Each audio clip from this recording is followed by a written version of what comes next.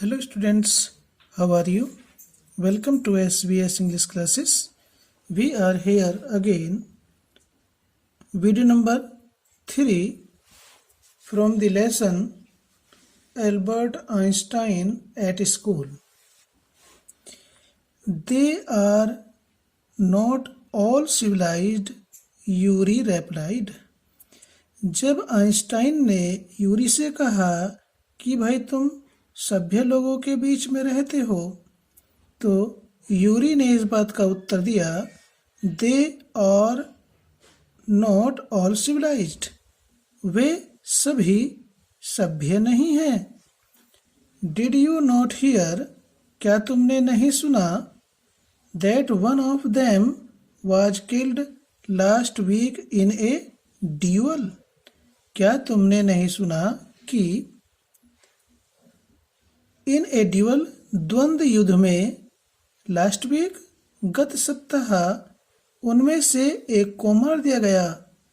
उन सारे विद्यार्थियों में से, गरीब विद्यार्थियों में से गत सप्ताह द्वंद्व युद्ध में एक विद्यार्थी को मार दिया गया। And what happens to the one who killed him, Einstein ने पूछा कि एंड व्हाट हैपन्स, उसका क्या हुआ, टू द वन, उसका क्या हुआ, हु किल्ड हिम, जिसने उसको मार दिया था। तो यूरी कहता है नथिंग ऑफ कोर्स, वास्तव में उसका कुछ नहीं हुआ। He is even proud of it, उसे तो इस पर गर्व भी है। प्राउड मीन्स गर्व, ऑफ इट इस बात पर, किस बात पर, उस लड़के को, उस विद्यार्थी को मार देने से।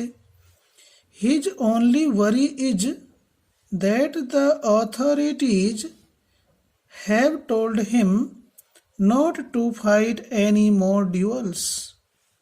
His only worry is, worry means चिंता, ओनली मीन्स एकमात्र, उसकी एकमात्र चिंता, इज दैट यह है कि द ऑथोरिटीज की अधिकारियों ने हैव टोल्ड हिम, उससे कहा है, नॉट टू फाइट, न लड़ने के लिए, एनी मोर ड्यूअल्स, आगे से और अधिक द्वंद्व युद्ध। उसकी एकमात्र चिंता यह है कि अधिकारियों ने उसको और आगे ऐसे द्वंद्व युद्ध न करने के लिए मना किया। He is upset about this, वह इसके बारे में परेशान है, चिंतित है। अपसेट मीन्स चिंतित है, परेशान। बिकॉज, क्योंकि he hasn't a single scar on his face to wear for the rest of his life as a badge of honor. He is upset about this, वह इस चीज के बारे में चिंतित है या परेशान है। बिकॉज, क्योंकि he has not a single scar, scar means घाव या खरोच, सिंगल मीन्स एक भी, ऑन हिज फेस, उसके चेहरे पर, क्योंकि उसके चेहरे पर एक भी खरोच, एक भी घाव नहीं है। टू बियर, धारण करने के लिए, for the rest of his life, अपने शेष जीवन में, as a badge of honour, सम्मान के पदक के रूप में। उसे इस बारे में चिंता है या परेशान है क्योंकि सम्मान के पदक के रूप में अपने शेष जीवन में धारण करने के लिए उसके चेहरे पर एक भी घाव नहीं है। उफ, एक्सक्लेम्ड एल्बर्ट, एल्बर्ट ने विस्मय होकर, चकित होकर के कहा, छी। And these are the students, क्या ये है विद्यार्थी। Well, you will be a student one day, said Yuri, Yuri ने कहा आइंस्टीन से। वेल, अच्छा, यू विल बी, तुम होंगे, ए स्टूडेंट, एक विद्यार्थी, वन डे, एक दिन। यूरी ने कहा आइंस्टीन से, अच्छा, तो तुम भी एक दिन विद्यार्थी होंगे। I doubt it, said Albert glumly. Glumly means निराशापूर्वक या दुखी मन से। एल्बर्ट ने कहा, आई डाउट इट, मुझे संदेह है कि मैं एक विद्यार्थी होऊंगा। आई डोंट थिंक, मैं नहीं जानता हूँ, मैं नहीं सोचता हूँ, मैं विचार नहीं करता हूँ। I will ever pass the exams for the school diploma. मैं नहीं सोचता हूँ कि आई विल एवर पास, मैं कभी पास हो जाऊंगा, द एग्जाम, परीक्षा, for the school diploma, school diploma को। मैं नहीं सोचता हूँ कि मैं कभी स्कूल डिप्लोमा की परीक्षा को पास कर पाऊंगा। He told his cousin Elsa the same next time she came to Munich. He told his cousin Elsa the same. उसने अपनी चचेरी बहन एल्सा से यही बात कही। नेक्स्ट टाइम, जब सी केम टू म्यूनिक, जब वह म्यूनिक आई, तो आइंस्टीन ने अपनी चचेरी बहन एल्सा से यही बात कही। Normally she lived in Berlin where her father had a business. Normally, सामान्य रूप से, शी लिव्ड, वह रहती थी, इन बर्लिन, बर्लिन में, सामान्य रूप से वह बर्लिन में रहती थी। वेयर, जहां, हर father had a business, business means व्यापार या कारोबार, जहां पर उसके पिता का कारोबार था। I am sure you could learn enough to pass the exams, Albert, if you tried, she said. उसने कहा, आइंस्टीन की चचेरी बहन एल्सा ने कहा, एल्बर्ट, इफ यू ट्राइड, यदि तुम कोशिश करो, यदि तुम प्रयास करो, तो आई एम श्योर, मुझे विश्वास है, you could learn enough to pass the exams, you could learn, तुम सीख सकते हो, एनफ, पर्याप्त, टू पास द एग्जाम, परीक्षा को पास करने के लिए। आइंस्टीन की चचेरी बहन एल्सा ने कहा, एल्बर्ट, इफ यू ट्राइड, यदि तुम प्रयास करो, तो आई एम श्योर, मुझे विश्वास है कि तुम परीक्षा को पास करने के लिए पर्याप्त याद कर सकते हो। I know lots of boys who are much more stupid than you are, who are get through. Elsa ने आगे कहा आइंस्टीन से, I know lots of boys, मैं बहुत से ऐसे बालकों को, ऐसे लड़कों को जानती हूँ। lots of the boy, बहुत सारे ऐसे बालकों को जानती हूँ। who are much more stupid, जो बहुत अधिक मूर्ख हैं, बुद्धू हैं, देन यू आर, आपसे, जो आपसे बहुत अधिक बुद्धू हैं। हु गेट थ्रू, और वे पास हो जाते हैं। क्या ढाढ़स मत आया? और ये बात सत्य भी है स्टूडेंट्स। ऐसे बहुत से बालक होते हैं जो बहुत बुद्धू होते हैं और पास हो जाते हैं। दे से, लोग कहते हैं, वे कहते हैं, you don't have to know anything, you don't have to know, तुम्हें जानने की आवश्यकता नहीं है, एनीथिंग, कुछ भी, तुम्हें कुछ भी जानने की आवश्यकता नहीं है। You don't have to understand what you are taught, what you are taught, जो कुछ भी तुम्हें पढ़ाया जाता है। ये प्रेजेंट इंडेफिनिट टेंस की पैसिव वॉइस है। जो कुछ भी तुम्हें पढ़ाया जाता है, तुम्हें उसको समझने की आवश्यकता नहीं है। You don't have to understand, तुम्हें समझने की आवश्यकता नहीं है। व्हाट, उस सब को जो यू आर टॉट, तुम्हें पढ़ाया जाता है। Just be able to repeat it in the exams, आपको तो केवल परीक्षा में दोहरा करके, आपको तो परीक्षा में, इन द एग्जाम्स, आपको तो परीक्षा में, टू रिपीट इट, इसको दोहरा कर, रट कर, लिखने के समर्थ होना है, सक्षम होना है। जस्ट बी एबल केवल समर्थ होना है, योग्य होना है। टू रिपीट इट इसको याद करके, रट करके, दोहरा करके। इन द एग्जाम्स परीक्षा में लिखने की। आपको तो केवल परीक्षा में उसको रट करके लिखने के योग्य होना है या सक्षम होना है। That's the whole trouble, said Albert. Albert ने कहा, That's the whole trouble. Trouble means problem. Whole means सारी। यही तो सारी समस्या है कि मैं किसी चीज को रट ही नहीं सकता। I am no good at learning things by heart.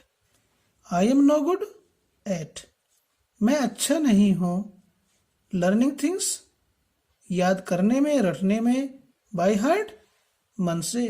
मैं किसी भी चीज को रटने में अच्छा नहीं हूं, अर्थात मैं किसी भी चीज को रट नहीं सकता।